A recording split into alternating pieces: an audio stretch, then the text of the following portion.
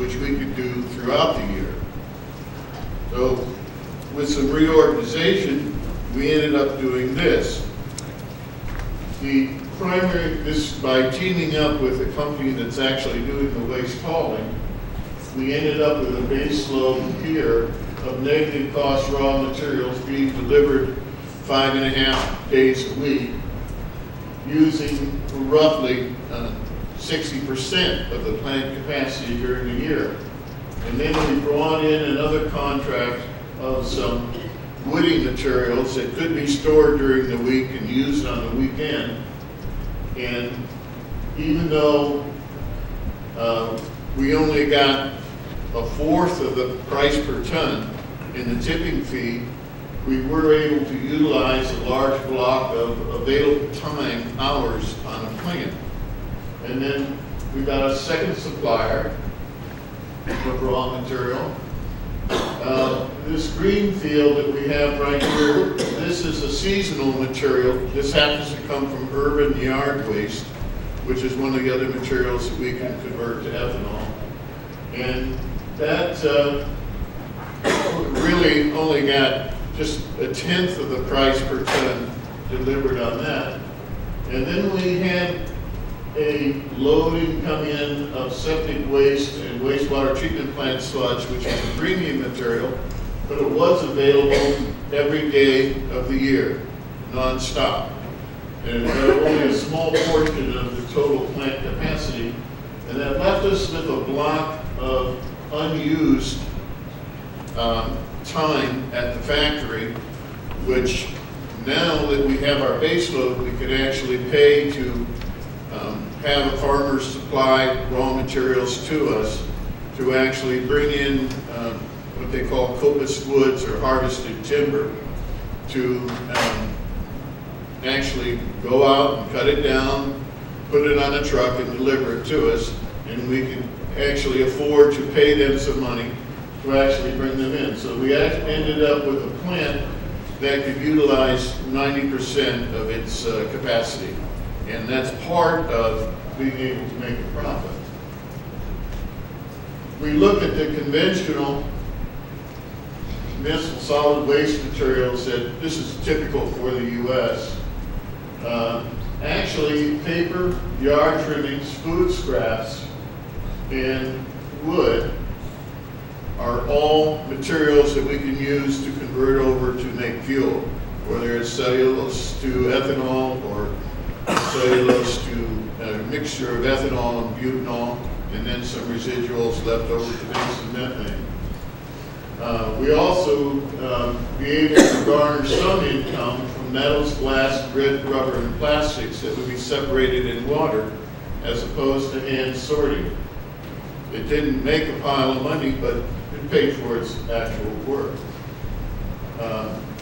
We've done quite a bit of analysis around the world and looking at various sources of getting different categories of waste that are all separated now depending on how they're disposed of. And all of them have the necessary building blocks to convert them into fuel and other materials.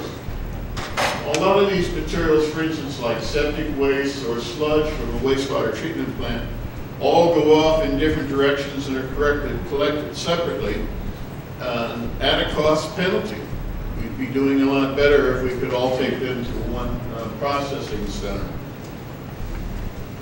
Also, if we look at the variation of waste around the world, this is a U.S. average here. We have very little moisture content. And oddly enough, when you look at characterization studies around the world, they don't list the moisture content. But we can't make fuel out of water, but it does affect how we build the operation.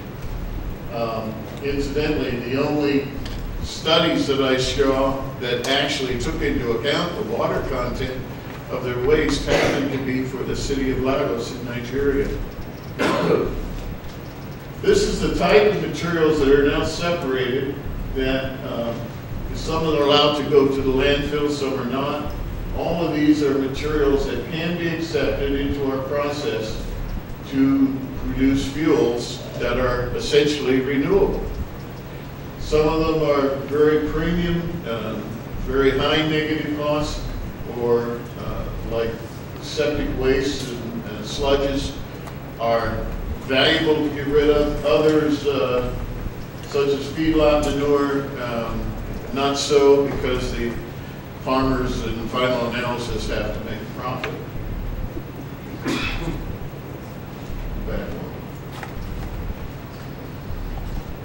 I can't stress enough the importance of having a minimal environmental impact by the factory when you're working to be a profit-making business. You want to look at the location of the plant, minimal costs for transport, minimal diesel emissions. Incidentally, for this particular plant that we're using, the diesel emissions from the delivery trucks are the largest single source of emissions on the plant. The rest of the plant is a closed system. And that environmental encapsulation, the control of those waste materials, actually make the opportunity for us to be a going business concern. Wealth recirculation. If we make our fuels right in the community instead of buying oil from overseas, it just puts the community that much better off. We're looking for the minimum export of money. We want each local community to not only manage its own waste, but through employment and through the salvage of materials, approach a zero waste community, which actually has a recirculation of wealth benefit. Public acceptance, absolutely vital. This is a very simplified overview of we're stripping out the various recyclables, the metals, the glass, the plastics, materials, and then we go into our unique aspect of this is a pressure cooker. Continuous pressure cooker that knocks down the complex molecules that come in, breaks them down into materials that are digestible so that we can use a biomass to produce a fuel from the material.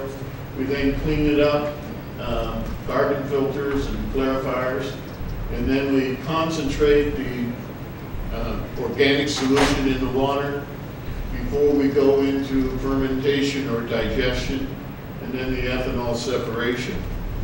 The target is essentially a zero waste, to use 100% of all the waste that's collected in the community, of all types, not just the waste coming from residences, but commercial and factory as well. So essentially what we're doing is we're taking the cellulosic material primarily and breaking them down into the first stage of saccharides or sugar materials, and even breaking the lignin down into something that's more biodegradable, and then converting those over into different fuels.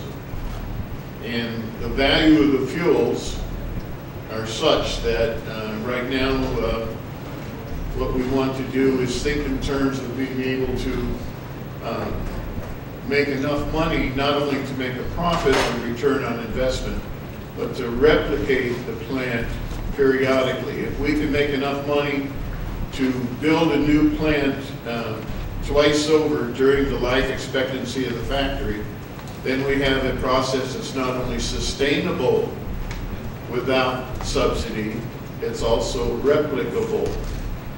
And that we think is vital to the community. The secret of it is that the reaction and the cooking time must be very, very short. In this case, the cooking time is about 5 seconds. The problem that we've had with all of the other cooking process, the acid hydrolysis, is they would operate for as long as 30 minutes.